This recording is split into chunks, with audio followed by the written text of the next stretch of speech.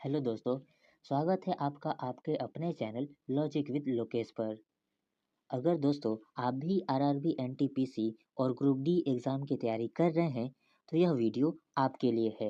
आज हम इस सेशन में लेकर आए हैं 100% exam oriented GK GS questions और उनके सॉल्यूशन को, जो आपके एग्ज़ाम में एज्ड देने वाले हैं। एनटीपीसी हो या ग्रुप डी, दोनों के लिए ये वीडियो एक गोल्ड माइन है। तो दोस्तों वीडियो को एंड तक ज़रूर देखिएगा।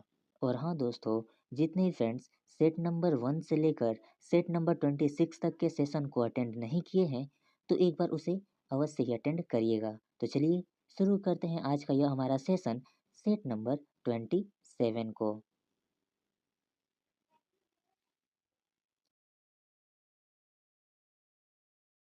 तो दोस्तों पहला प्रश्न है, कार्गो सेवा सेवा क्षेत्र की डैश गतिविधियों का एक हिस्सा है। देखते हैं दोस्तों आपको इसका उत्तर मालूम है कि नहीं। अगर आपको इसका उत्तर मालूम है तो कमेंट बॉक्स में अवश्य ही कमेंट करिएगा। देखते हैं कितने फ्रेंड्स का सही उत्तर होता है। तो इसका सही उत्तर है सेवा क्षेत्र की तृतीय गतिविधियों का एक हिस्सा है। ऑप्शन नंबर बी हमारा सही उत्तर हो जाएगा। और हाँ दोस्तों, अगर हमें लगे कि इस प्रश्न से रिलेटेड आपको कुछ नोट्स देना चाहिए तो हम आपको अवश्य ही देंगे, तो उसको भी नोट डाउन करते रहिएगा। अगला प्रश्न है, वह कौन सी भारतीय चित्रकला शैली है जिसमें शुद्ध सोने और कीमती पत्थरों की सजावट है और इसमें हिंदू देवताओं के विशेष रूप से भगवान श्री कृष्ण को दर्शाया गया है। तो वह भारतीय चित्रकला शैली तंजोर पेंटिंग है। ऑप्शन नंबर डी हमारा सही उत्तर हो जाएगा। अगला प्रश्न है, बॉम्बे डेक्कन में पहली राजस्व बंदोबस्ती का संचालन किस वर्ष में हुआ था? तो 1820 वर्ष में हुआ था। ऑप्शन नंबर बी हमारा सही उत्तर हो जाएगा। अगला प्रश्न है, भारत में डैश एक भ्रष्टाचार निरोधक संस्था है जो लोक प्राधिकारियों द्वारा किए जाने वाले को प्रबंधन के खिलाफ व्यक्तियों से प्राप्त शिकायतों की जांच कर सकती है। तो वह संस्था लोकपाल है। ऑप्शन नंबर ए हमारा सही उत्तर हो जाएगा। अगला प्रश्न है, भारतीय राजमार्ग संपर्क के उत्तर दक्षिण और पूर्व पश्चिम कॉरिडोर डैश में एक दूसरे को प्रतिच्छेदित करती है। तो झांसी में एक दूसरे को प्रतिच्छेदित करती है। ऑप्शन नंबर बी हमारा सही उत्तर हो जाएगा। अगला प्रश्न है, विश्व की पहली रोबोट कौन थी जिसे किसी देश के पूर्ण नागरिकता हासिल हुई? तो वह विश्व की पहली रोबोट सोफिया थी। ऑप्शन नंबर डी हमारा सही उत्तर हो जाएगा। अगला प्रश्न है, कौन सी पर्वत श्रृंखला वलित पर्वतों का उदाहरण है? तो हिमालय पर्वत वलित पर्वतों का एक उदाहरण है। ऑप्शन नंबर बी हमारा सही उत्तर हो जाएगा। अगला प्रश्न है, जनसंख्या वृद्धि के सिद्धांत को किसने विकसित किया? तो माल्थस ने जनसंख्या वृद्धि के सिद्धांत को विकसित किया। ऑप्शन नंबर सी हमारा सही उत्तर हो जाएगा। अगला प्रश्न है, निम्नलिखित में से कौन सा विकल्प प्लास्टर ऑफ पेरिस के बारे में सत्य नहीं है? ध्यान ध्यान दीजिएगा दोस्तों, यह नेगेटिव पॉइंट को शो कर रहा है। तो हमारा सही उत्तर होगा, पानी से गीले होने पर प्लास्टर ऑफ पेरिस में कोई परिवर्तन नहीं होता है। तो यह कथन सही नहीं है। ऑप्शन नंबर बी हमारा सही उत्तर हो जाएगा। दोस्तों एक प्रश्न आपके लिए, प्लास्टर ऑफ पेरिस का रासायनिक सूत्र क्या होता है? इसका उत्तर आप हमें कमेंट बॉक्स में अवश्य ही दीजिएगा। देखते हैं कितने दोस्तों को इसका उत्तर मालूम है। हम आपके उत्तर का इंतजार करेंगे। अगला प्रश्न है, 1944 में भारतीय पुरातत्व सर्वेक्षण के महानिदेशक के रूप में किसने पदभार संभाला और हड़प्पा की खुदाई का जिम्मा लिया? वह व्यक्ति रेम व्हीलर थे। ऑप्शन नंबर डी हमारा सही उत्तर हो जाएगा। तो इसी से रिलेटेड हम आपको कुछ नोट्स देना चाहेंगे जो कि आपके एग्जाम के लिए बहुत ही महत्वपूर्ण योगदान निभाएंगे। तो 1 से लेकर 7 तक है, इसको अपने नोट पैड में अवश्य ही नोट डाउन कर लीजिएगा। अगला प्रश्न है, 1 मई 2016 को शुरू की गई वह कौन सी योजना है जो गरीबी रेखा से नीचे के परिवारों की महिलाओं को निःशुल्क एलपीजी कनेक्शन प्रदान करती है? तो वह योजना प्रधानमंत्री उज्ज्वला योजना है। ऑप्शन नंबर सी हमारा सही उत्तर हो जाएगा। और दोस्तों, योजनाएं और प्रारंभ तिथि से रिलेटेड हम आपको 1 से लेकर 5 तक कुछ नोट्स देना चाहेंगे, जो कि आपके लिए बहुत ही महत्वपूर्ण है, तो इसको भी नोट डाउन कर लीजिएगा। अगला प्रश्न है, निम्नलिखित में से कौन सा विकल्प विद्युत धारा के तपन प्रभाव का उदाहरण नहीं है? तो पंखे की क्रियाशीलता तपन प्रभाव का उदाहरण नहीं है। ऑप्शन नंबर बी हमारा सही उत्तर हो जाएगा। अगला प्रश्न है, भारतीय निर्यात संगठन के महासंघ द्वारा विकसित मोबाइल ऐप जो अंतर्राष्ट्रीय व्यापार करने के लिए आवश्यक जानकारी की एक विस्तृत श्रृंखला प्रदान करता है, उसे डैश कहा जाता है। तो उसे निर्यात मित्र कहा जाता है। ऑप्शन नंबर डी हमारा सही उत्तर हो जाएगा। अगला प्रश्न है, डैश एक पौधा है जो जंगल में उगता है और इसकी पत्तियों पर नुकीली रोम होते हैं जो गलती से छू जाने पर दर्द का कारण बनते हैं। तो वह पौधा कौन सा है? वह पौधा बिच्छू बूटी है। ऑप्शन नंबर ए हमारा सही उत्तर हो जाएगा। दोस्तों, इसी से रिलेटेड हम आपको एक छोटा सा प्रश्न पूछना चाहेंगे कि बिच्छू बूटी में कौन सा अम्ल पाया जाता है और उस अम्ल का रासायनिक सूत्र क्या है? इसका उत्तर आप हमें कमेंट बॉक्स में अवश्य ही दीजिएगा। हम आपके सही उत्तर का इंतजार करेंगे। तो चलिए बढ़ते हैं अपने अगले प्रश्नों की तरफ।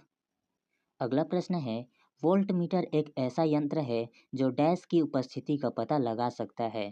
तो विभवांतर की उपस्थिति का पता लगा सकता है वोल्टमीटर। ऑप्शन नंबर डी हमारा सही उत्तर हो जाएगा।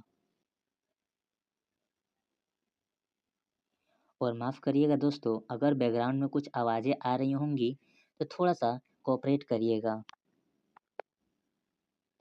अगला प्रश्न है, भारत का कौन सा बायोस्फीयर रिजर्व 2018 में बायोस्फीयर रिजर्व यूनेस्को के विश्व नेटवर्क में शामिल होने वाला भारत का 11वां बायोस्फीयर रिजर्व बन गया है? तो वह बायोस्फीयर कंचनजंगा है। ऑप्शन नंबर डी हमारा सही उत्तर हो जाएगा। अगला प्रश्न है, संयुक्त राष्ट्र विश्वविद्यालय कहाँ स्थित है? तो टोक्यो जापान में संयुक्त राष्ट्र विश्वविद्यालय स्थित है। ऑप्शन नंबर सी हमारा सही उत्तर हो जाएगा। और दोस्तों, एक प्रश्न आपके लिए, संयुक्त राष्ट्र संघ का स्थापना किस वर्ष किया गया था? इसका उत्तर आप हमें कमेंट बॉक्स में अवश्य ही दीजिएगा, क्योंकि यह प्रश्न कई बार पूछा जा चुका है और बहुत ही महत्वपूर्ण है। तो हम उम्मीद करते हैं आप इसका सही उत्तर हमें कमेंट बॉक्स में अवश्य ही देंगे। हम आपके उत्तर का इंतजार करेंगे। अगला प्रश्न है, इनमें से किस विश्व पेशेवर टेनिस खिलाड़ी ने 8 विंबलडन, सॉरी दोस्तों, मिस टाइप हो गया है, किताब के जगह पे खिताब होगा, हम इसे सही कर देते हैं।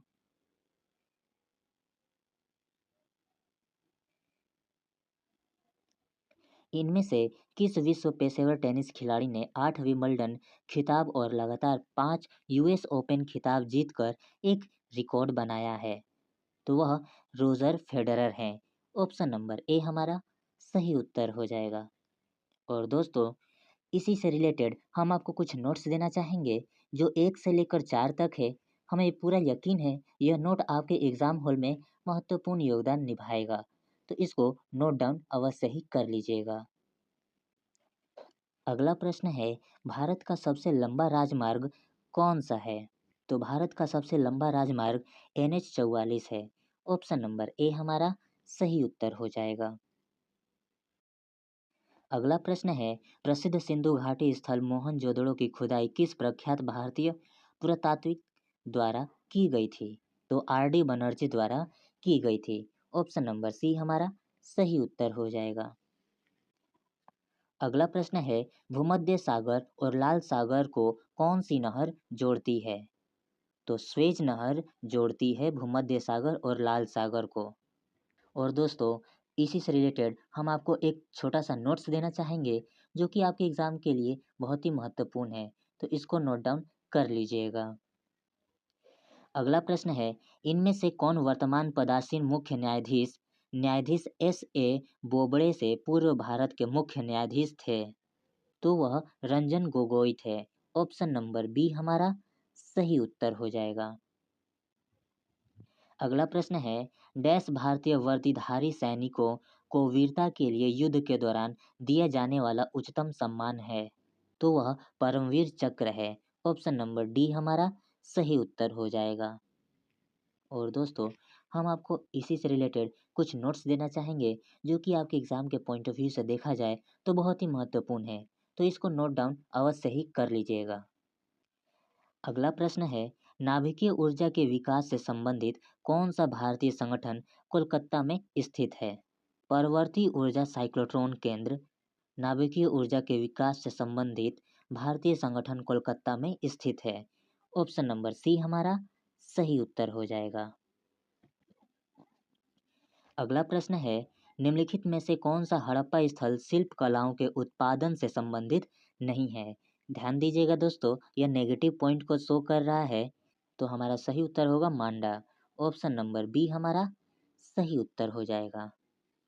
अगला प्रश्न है, राउरकेला, भिलाई, बोकारो, विशाखापट्टनम आदि डैश के केंद्र हैं? तो लोहा और इस्पात उद्योग के केंद्र हैं। ऑप्शन नंबर डी हमारा सही उत्तर हो जाएगा। अगला प्रश्न है, फोर्ट विलियम का निर्माण ईस्ट इंडिया कंपनी ने करवाया था। इस किले के निर्माण स्थल के लिए डैश गांव को उजाड़ा गया था? तो गोविंदपुर गांव को उजाड़ा गया था। ऑप्शन नंबर डी हमारा सही उत्तर हो जाएगा। अगला प्रश्न है, निम्नलिखित में से कौन सा एक सर्च इंजन नहीं है? तो इंस्टाग्राम एक सर्च इंजन नहीं है। ऑप्शन नंबर बी हमारा सही उत्तर हो जाएगा। और दोस्तों, हम आपको कुछ नोट्स देना चाहेंगे इसी से रिलेटेड जो कि आपके एग्जाम के पॉइंट ऑफ व्यू से बहुत ही महत्वपूर्ण है, तो इसको नोट डाउन कर लीजिएगा। अगला प्रश्न है, फलों में मीठेपन के लिए कौन सी शर्करा उत्तरदायी होती है? तो फ्रक्टोज शर्करा फलों में मीठेपन का कारण होती है। ऑप्शन नंबर ए हमारा सही उत्तर हो जाएगा। अगला प्रश्न है, विद्युत धारा मापने के लिए प्रयुक्त होने वाला यंत्र को डैश कहा जाता है? तो उसे आमीटर कहा जाता है। ऑप्शन नंबर डी हमारा सही उत्तर हो जाएगा। अगला प्रश्न है, लोकसभा की पहली महिला स्पीकर के रूप में किसे नियुक्त किया गया था? मीरा कुमार को नियुक्त किया गया था लोकसभा की पहली महिला स्पीकर के रूप में। ऑप्शन नंबर बी हमारा सही उत्तर हो जाएगा। दोस्तों, अगर आपको इस सेशन में कुछ डाउट हो रहा होगा तो अवश्य ही कमेंट करिएगा, हम आपके डाउट का सॉल्यूशन अवश्य ही देंगे। तो अगला प्रश्न है, स्टार्टअप इंडिया डैश मंत्रालय का एक प्रमुख कार्यक्रम है? तो वाणिज्य और उद्योग मंत्रालय का एक प्रमुख कार्यक्रम है। ऑप्शन नंबर सी हमारा सही उत्तर हो जाएगा। अगला प्रश्न है, किसी अनुच्छेद के अंतर्गत भारत के राष्ट्रपति मृत्युदंड की सजा पाए हुए व्यक्ति को क्षमा या फांसी स्थगन या सजा में कमी कर सकते हैं? भारत तो इन सब चीज़ों के लिए बहुत ही महान है दोस्तों, तो इसका उत्तर बताइए क्या होगा? तो हमारा सही उत्तर होगा अनुच्छेद 72। ऑप्शन नंबर डी हमारा सही उत्तर हो जाएगा। अगला प्रश्न है, निम्नलिखित में से कौन निर्धारित करता है कि विभिन्न प्रोग्राम इंटरनेट पर डाटा का आदान प्रदान कैसे करते हैं? तो hyper text transfer protocol. Option number A हमारा सही उत्तर हो जाएगा। HTTP। ठीक है दोस्तों। अगला प्रश्न है, इसरो के सबसे शक्तिशाली रॉकेट GSLV-M के थर्ड को डैश उपनाम दिया गया है? तो इसको फैट बॉय का उपनाम दिया गया है। ऑप्शन नंबर डी हमारा सही उत्तर हो जाएगा। अगला प्रश्न है, डैश संयुक्त राष्ट्र UN की विशिष्ट एजेंसी है जो अंतर्राष्ट्रीय स्तर पर स्वास्थ्य संबंधित मामलों को निर्देशन और समन्वय करती है? तो वह एजेंसी WHO है, world health organization. Option number c हमारा सही उत्तर हो जाएगा। अगला प्रश्न है, राष्ट्रीय राजमार्ग NH44 किन दो स्थानों को आपस में जोड़ता है? तो श्रीनगर से कन्याकुमारी को आपस में जोड़ता है। ऑप्शन नंबर ए हमारा सही उत्तर हो जाएगा। अगला प्रश्न है, 22 जुलाई 2019 को चंद्रयान 2 को कहाँ से लॉन्च किया गया था? तो श्रीहरिकोटा से हाई एल्टीट्यूड रेंज से लॉन्च किया गया था। ऑप्शन नंबर सी हमारा सही उत्तर हो जाएगा। अगला प्रश्न है, डैश को मोतियों के शहर के रूप में जाना जाता है? तो हैदराबाद को मोतियों के शहर के रूप में जाना जाता है। ऑप्शन नंबर सी हमारा सही उत्तर हो जाएगा। बढ़ते हैं अपने अगले प्रश्नों की तरफ। अगला प्रश्न है, निम्न स्तरीय वस्तुएं निम्नलिखित में से किससे संबंधित हैं? तो आय प्रभाव ज्यादा मजबूत है प्रतिस्थापन प्रभाव से, यह कथन सत्य है। और दोस्तों, यह हमारे इस सेशन का आखिरी प्रश्न था। तो दोस्तों, ऐसे ही कॉन्सेप्चुअल सवाल एग्जाम में आपका सिलेक्शन कंफर्म करते हैं। तो दोस्तों, अगर आपको लगता है कि ये वीडियो आपके एनटीपीसी और ग्रुप डी एग्ज़ाम के लिए फ़ायदेमंद है, तो वीडियो को लाइक करें, शेयर करें अपने दोस्तों के साथ और हमारे चैनल लॉजिक विद लोकेश को सब्सक्राइब करना न भूलें। तो दोस्तों, आपका सिलेक्शन ज़रूर होगा। तो मिलते हैं अपने अगले सेशन में। तब तक के लिए अपना ख्याल रखिए, स्वस्थ रहिए। राधे राधे। जय हिंद।